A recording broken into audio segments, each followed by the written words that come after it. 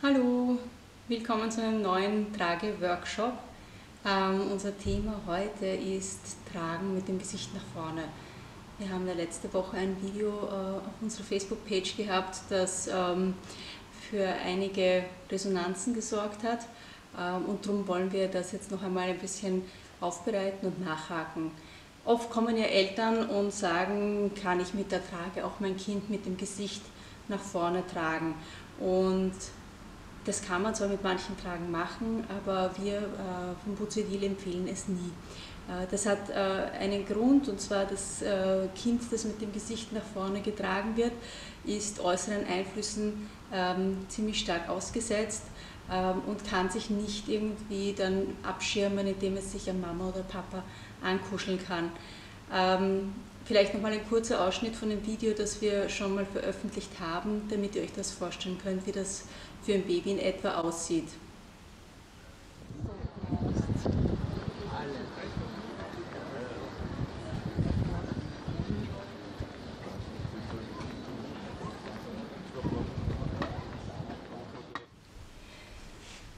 Wir haben dieses Video an einem Donnerstagnachmittag gedreht, also nicht an einem Samstag und schon gar nicht an einem dieser Weihnachtseinkaufssamstage. Es war ein Donnerstagnachmittag im November auf einer Wiener Einkaufsstraße, auf der ich so schon sehr viele Kinder gesehen habe, die so getragen wurden.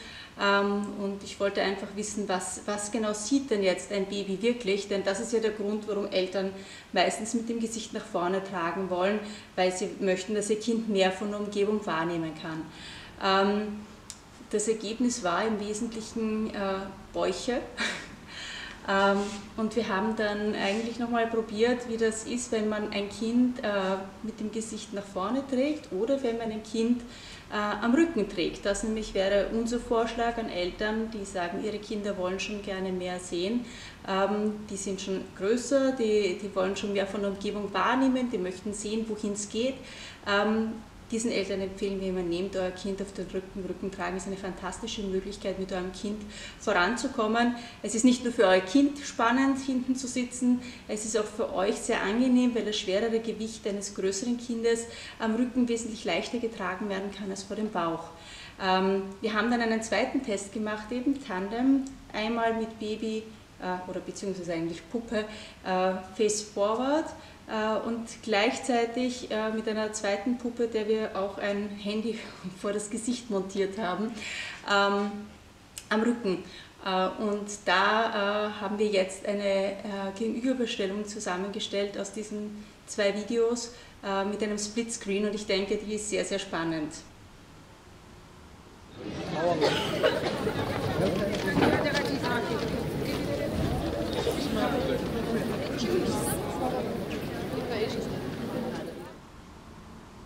Ihr seht also, das Kind, das am Rücken getragen wird, sieht eigentlich hauptsächlich Gesichter. Es kann eigentlich von seiner Umgebung mehr wahrnehmen als ein Kind, das vor dem Bauch getragen wird. Es ist zwar richtig, ein Kind, das am Rücken getragen wird, hat den Tragenden auch im Blickfeld, aber eigentlich ist es für ein Baby ja eine sehr beruhigende Erfahrung. Ich kann alles sehen, ich kann alles wahrnehmen, aber ich sehe auch Mama oder Papa, die sind bei mir, und ich kann mich, wenn ich nicht mehr möchte, einfach bei ihnen ankuscheln und ausblenden. Und das haben wir uns dann versucht einmal auch jetzt visuell darzustellen, wie es dann aussieht, wenn ein Baby vor dem Bauch einschläft. Das sieht man ja dann doch sehr oft, dann hängt das Baby so vor dem Bauch und hat den Kopf meistens runterhängen, weil es ja in der Form da keine Kopfstützung geben kann, sonst wäre ja die Atmung behindert. Und wie es aussieht, wenn ein Kind am Rücken einschlafen kann. Und da haben wir wieder ein Splitscreen-Video für euch gemacht, und das seht ihr jetzt.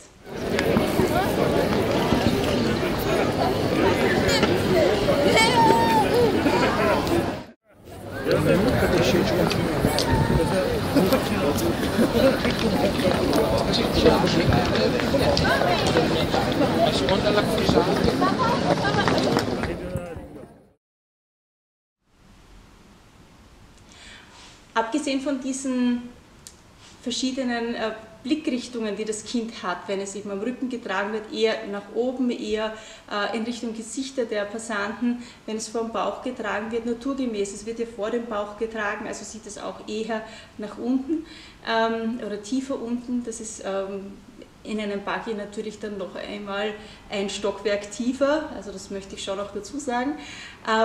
Also abgesehen von dieser Frage, was sieht das Kind, abgesehen von der Frage, kann sich ein Kind ankuscheln, wenn es müde wird, oder kann es ausblenden, oder hängt es da quasi wie so eine Galionsfigur vor dem Tragenden. Abgesehen davon sprechen auch einige physiologische Gründe dafür, dass man sein Kind eher nicht vor dem Bauch tragen sollte.